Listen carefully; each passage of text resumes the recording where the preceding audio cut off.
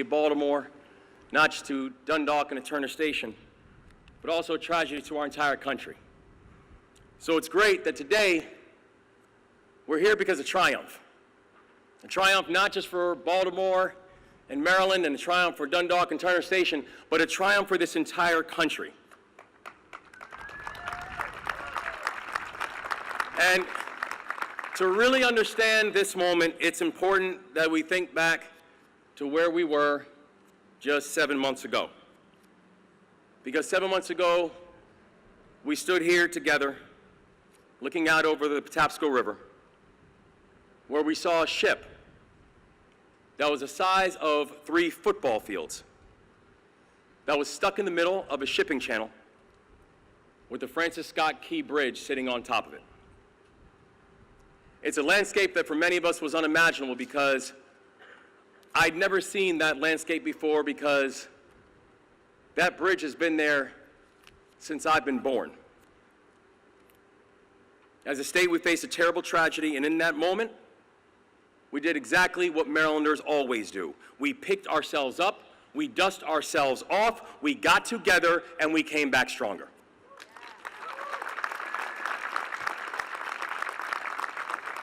And so when people asked the question and said, so how did y'all get the channel cleared so quickly? How are y'all able to move a massive vessel without a single major injury? How are you able to support our amazing workers and businesses and victims of the tragedy? And my answer is simple. It's because we have the best workers on the planet, and it's because I have the best partners that any governor could ever ask for. And I want to say from the bottom of my heart, and I will say it until my last breath, thank you, President Biden, and thank you, Vice President Harris.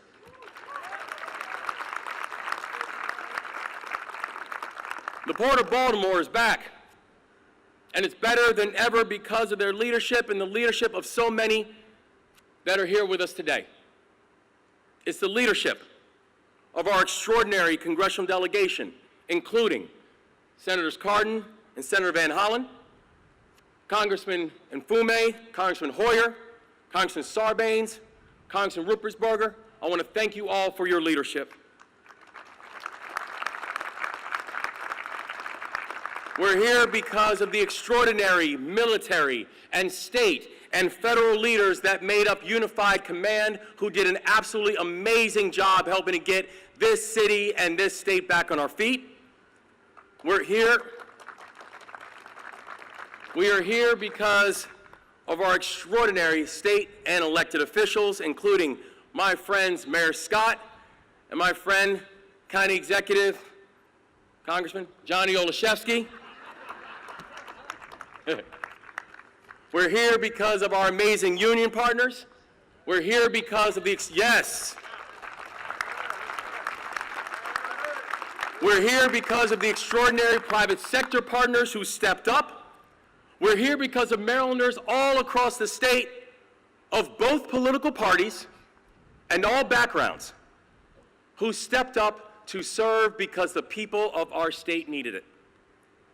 And when the story of the port is written, it won't just be the story of survival.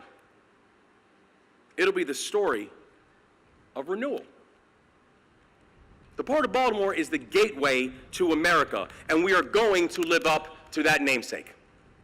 The Port of Baltimore will continue to lead in the transportation of cars and farm equipment. The Port of Baltimore will continue to lead in the import and export of billions of dollars of cargo every single year. And thanks to the leadership of President Biden, the Port of Baltimore will now be the leader in clean energy transition that the whole country will look at in awe.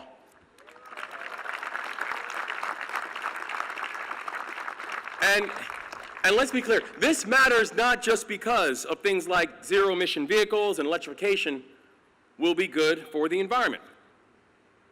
But you know what it's also good for? The people who will be building the grid, the people who will be installing the equipment, the people who will be maintaining the equipment, This transition will not just be good for the environment, but it'll be good for the people that matters most, our workers.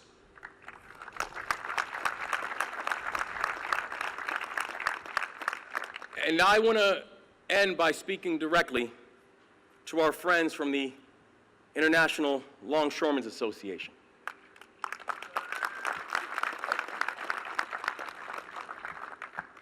Brothers and sisters, I know that this year has been hard. I know you and I have gathered here at Dundalk Terminal quite a few times in these past months.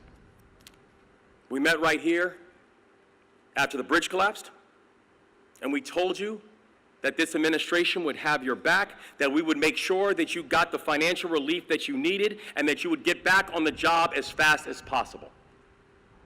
We met here again when you went on strike, and together, we stood on the picket lines. You have been there for us every single day, and I'm here to tell you that we will be with you every single day as well.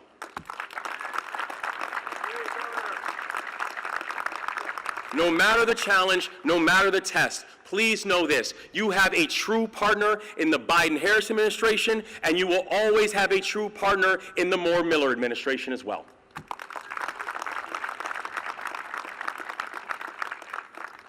This is going to be Maryland's decade. We have said it, and these other governors are starting to believe it now. This is Maryland's decade, but the reason it is going to be Maryland's decade is because we will be union strong.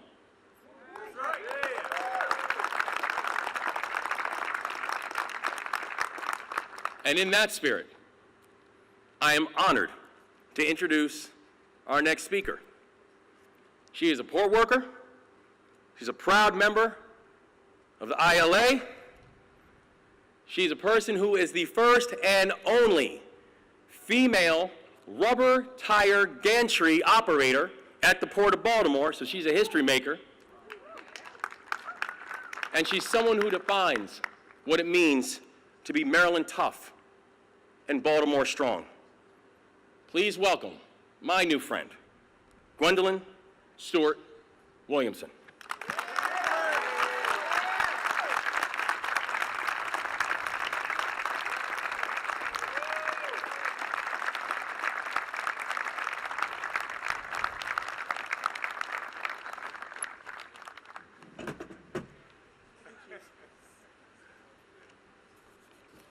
Good afternoon, everyone. My name is Gwen Williamson. I have been a longshoreman in Local 333 with the International Longshoremen's Association for 20 years. I am a grandmother of 4 beautiful young women. My son is also a longshoreman here at the Port of Baltimore. We are a 3rd-generation family of longshoremen, as my grandfather was a longshoreman at Yorktown, Virginia. I come from a family of achievers. We weren't taught I can't, only I can. I am the first, as Governor Moore mentioned, first female rubber tire gantry crane operator at the Port of Baltimore. I can't adequately express how honored and proud I am to have been given the opportunity to introduce my President of the United States. President Biden's administration is the most pro-union and supportive of workers' rights in this country's history. My family is extremely grateful for all of the life-enriching policies enacted by his presidency. I take great pride in knowing that there are items in every single household in this country that was at some point handled by a longshoreman. President Biden signed the infrastructure legislation that made sure we had the support to do our jobs. He responded with support when the tragic bridge collapsed. Overnight, we became unemployed, but a few months later, we are back. He has been a hands-on president. The cap on insulin affected me personally because I'm a diabetic, and as well as a lot of my union members. The funding we are receiving is a direct result of President Biden's priorities and focus on making our lives better.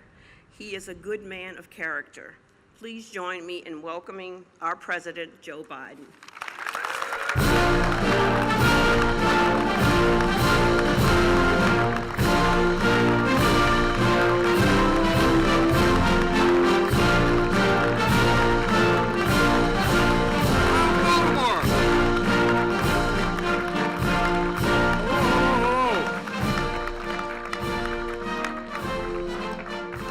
Don't jump, guys, all right?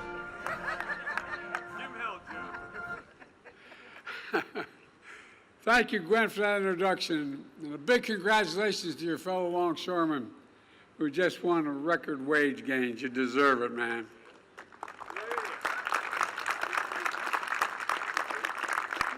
You know, I'm called the most pro-union president in history. It's not hard, man. It's a simple proposition.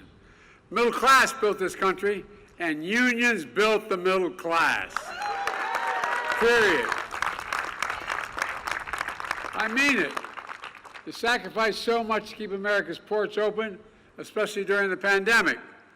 You deserve a strong contract. I also want to thank Governor Moore. I think he may be the best governor in the country, man. Where are you, Gov? I tell you what, man, I wish I had played ball with him. You know, and Mayor Scott, there you go. Stand up, man. Let him see you. This guy's got, being a mayor of a major city is one of the hardest jobs in American politics. They think you have all the answers and they know where you live. And Johnny O, county exec, where are you, Johnny? There you are.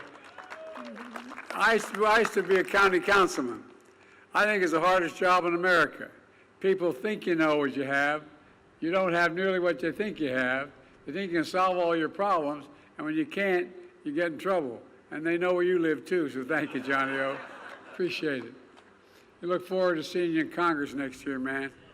Look forward to seeing you in Congress. And Senator Ben Cardin, Senator Chris Von Halen. What the hell's his name? He's new. Chris and I have been doing this for so many years now, it's getting old. Or at least I'm getting old. Chris isn't getting old. And Ben, we're going to miss you in the Senate. We're going to miss you in the Senate. I want to thank Congressman Mufumi and Ruppersberger and Sarbanes. But, you know, every time I see Sarbanes, he seems about a foot taller. I don't know, man. Work his dad taught me that I better understand and learn. I better learn Greek or I'm going to be in trouble. And my good friend, and he is a good friend, we've shared a lot together, Steny Hoyer. Steny, thanks for all you've done, pal. And from my cabinet EPA director, Michael Regan. You know, last spring in the dead of night, that massive container ship crashed into Key Bridge. Within seconds, steel beams crumbled into the harbor like toothpicks. 30,000 people lost their daily route to work, to school, and to home. 20,000 port-related paychecks became at risk. 6 construction workers were killed in the process. All were Marylanders, hard-working, strong, and selfless. I remember their families, as many of you did, and I vowed to them we'd never forget the contributions these men made to this city. And we do everything possible to reopen this port as fast as it possibly could be. I'm proud to say, with all the folks assembled here and the unions assembled here, you did just that. The Port of Baltimore is back open for business. I want to thank the Coast Guard, the Navy, the Army Corps of Engineers, helped remove 50,000 tons of concrete and steel wreckage. 50,000 tons. Some thought the Mississippi Channel would be blocked for 6 months or more, but you cleared it in 78 days. 78 days.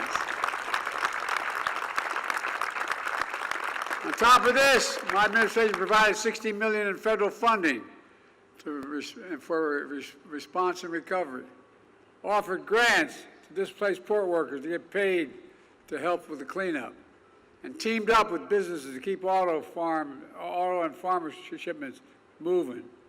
Result, 8,000 workers back on the job. Over 100,000 tons of cargo pass through this port again on a daily basis. But as I promised last spring, We won't stop until the new bridge is finished completely. Finished, finished, finished. I'm calling on Congress to fully fund it this year, before we go out, this year. New bridge built with American steel and union labor. And that's not all. For years I've been saying it's not enough just to rebuild America. We have to build it back better and stronger than before. That's why today I'm proud to announce we're delivering $3 billion in funding from my Inflation Reduction Act to help clean up and modernize ports in 27 different states and territories, from Pennsylvania, Georgia, Michigan, and beyond, including, yes, Puerto Rico.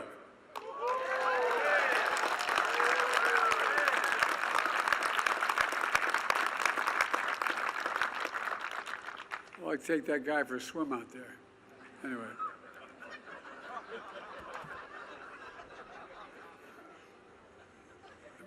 Stenny's looking at me, don't get going, Joe. Don't get going, Joe. Slow up. But this also includes a $447 million for the Port of Baltimore to upgrade its cargo equipment, infrastructure, and power grid. Folks, ports are the linchpin to America's supply chain. They keep goods moving, keep the economy strong. They employ over 100,000 union workers, from Teamsters to longshoremen. But for too long, they've run on fossil fuels and aging infrastructure, putting workers at risk and exposing nearby communities to dangerous pollution. Studies show more childhood asthma, lung disease, and heart disease and cancer in folks who live close to ports. This is about environmental justice. I asked Gloria, who you heard from earlier, or any of the neighbors in Turner Station, or across the water in Curtis City, communities too long left behind, simply wrong. The new $3 billion funding we're delivering today will help ports and communities all across America. It will cut ports' opening costs, strengthen supply chains, make America businesses more competitive, and keep consumer prices down while slashing carbon pollution, and support an estimated 40,000 new good-paying jobs at the port in clean energy manufacturing all across America. In fact, the funding for this port is estimated to create 2,000 new jobs. Jobs for longshoremen, iron workers, engineers, electricians, utility workers, steel workers, laborers, and so much more. Good-paying union jobs you can raise a family on. A lot of colleagues agree. We're making sure all new port equipment funded by the Clean Ports program will be operated and maintained by people, not by robots, which are going to protect those jobs far into the future. Folks, this is just a small part of what we call Investing in America agenda. To invest in America and all Americans. It's working. Just look at how far we've come from the crisis we inherited from my predecessor. Example, my American Rescue Plan, which not a single Republican voted for, I might add, although there's conversions, delivering immediate economic relief to those who need it most and got us through the pandemic. The bipartisan infrastructure law is one of the most significant laws ever written to modernize our roads, our bridges, our ports, our airports, help replace every poisonous lead pipe in America, and bring affordable high-speed internet to every household. My predecessor promised Infrastructure Week every week for 4 years, but he never built a damn thing. My Chips and Science Act, also bringing semiconductor and advanced manufacturing back home where it belongs, where it started. And through the Inflation Reduction Act, we made the largest investment ever in history to fight climate change and accelerate clean energy, which is the way my predecessor said, by the way, he'd repeal it if elected. Folks, a lot at stake here. We're all investing in the America agenda, and because of what we did, remember how we were going to go into depression and all that stuff? Guess what? We got the strongest economy in the world, the whole damn world.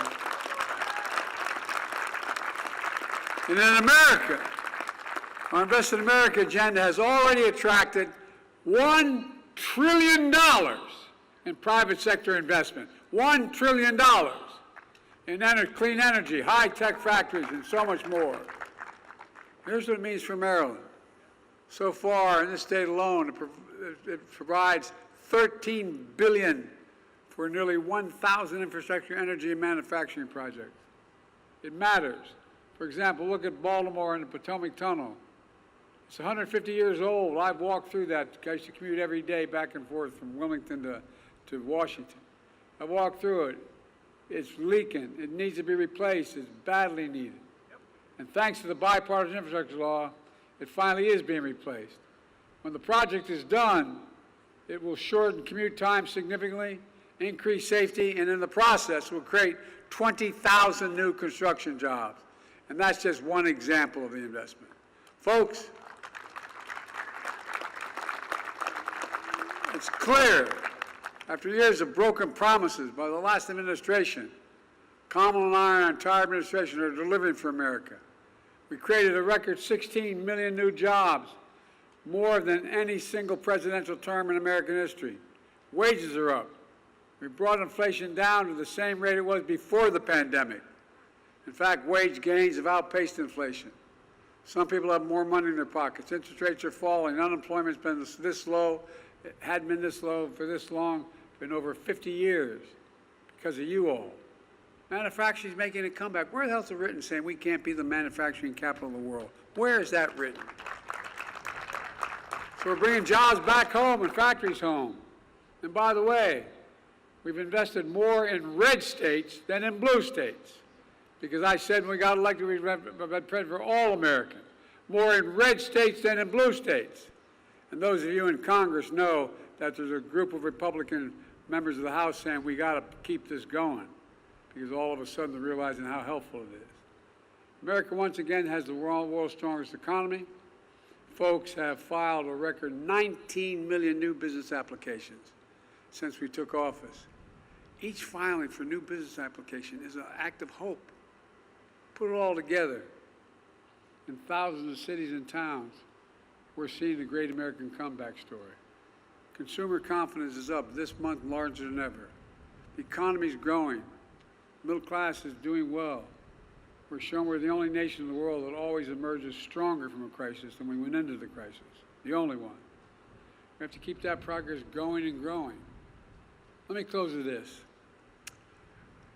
When I see this port now, cranes in the air, ships and cargo on the move, I hope and feel what I hope you feel, a real sense of pride.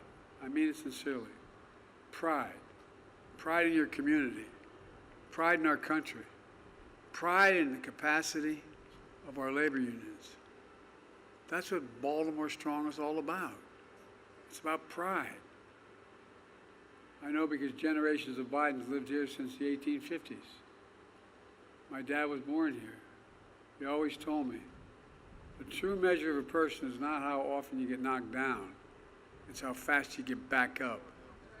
That's Baltimore, gets back up fast. That's Maryland, that gets back up. And that's why I've never been more optimistic for our future. We just have to remember who the hell we are. We're the United States of America. And there's nothing beyond our capacity when we do it together. So let's keep working together. God bless you all, and may God protect our troops. Thank you, thank you, thank you.